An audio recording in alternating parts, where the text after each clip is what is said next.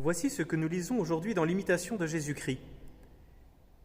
Il est bon pour nous d'avoir parfois des peines et des traverses, parce que souvent elles rappellent l'homme à son cœur et lui font sentir qu'il est en exil et qu'il ne doit mettre son espérance en aucune chose du monde.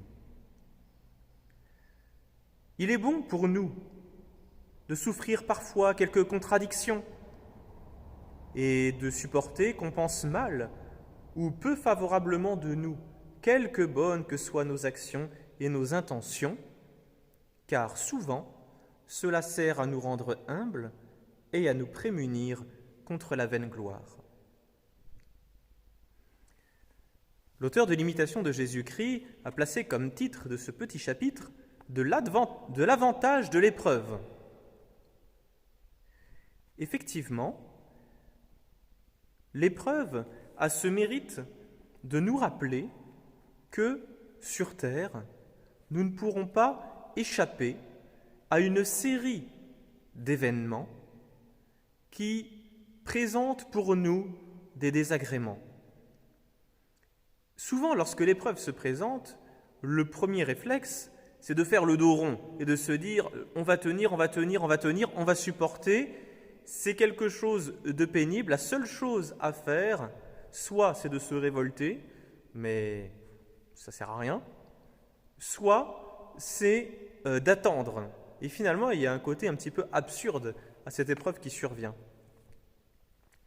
Là, dans le petit texte que nous venons de lire, l'auteur nous rappelle opportunément que c'est une occasion extraordinaire de progresser et d'abord une occasion de réaliser que nous sommes en exil et que finalement nous avons une aspiration à un bonheur qui ne s'arrête jamais et que ce désir finalement nous expose à bien des insatisfactions parce que régulièrement il va y avoir des événements qui vont contrarier ce désir et alors nous pouvons vivre dans une perpétuelle frustration alors que nos frustrations on peut considérer qu'elles sont finalement quelque chose d'habituel sur cette terre, voire de providentiel, parce qu'en les surmontant, on peut les joindre à la croix de Jésus-Christ, etc. Mais surtout, elles nous rappellent que effectivement, tout cela, toute cette vie terrestre, faite de contrariétés comme celle que nous vivons aujourd'hui, que personne n'a choisie, que ces contrariétés sont à mettre en contraste avec le lieu définitif, éternel qui nous attend, qui surpassera toutes les joies que nous aurons pu connaître sur la terre et qui ne finira jamais, et qui sera sans ombre, sans aucune difficulté. Et c'est dans cela que finalement l'auteur nous dit « il est même bon de souffrir quelquefois des contradictions » et il en cite une deuxième, là on parlait des épreuves en général, et particulièrement du fait qu'on pense mal de nous.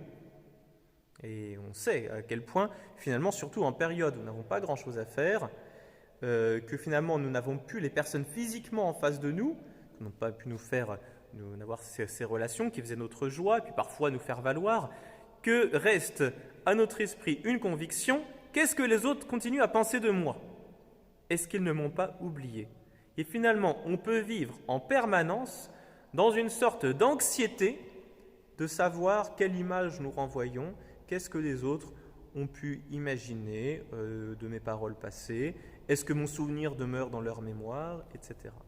Vis-à-vis des êtres que nous aimons, ça peut être un réflexe tout à fait normal, même bon, vous voyez, parce que nous cherchons à conserver des amitiés, ce qui est une bonne chose en soi, mais il ne faut pas se soucier en permanence de l'image que nous renvoyons aux autres. Là, vraiment, c'est la marque de l'orgueil.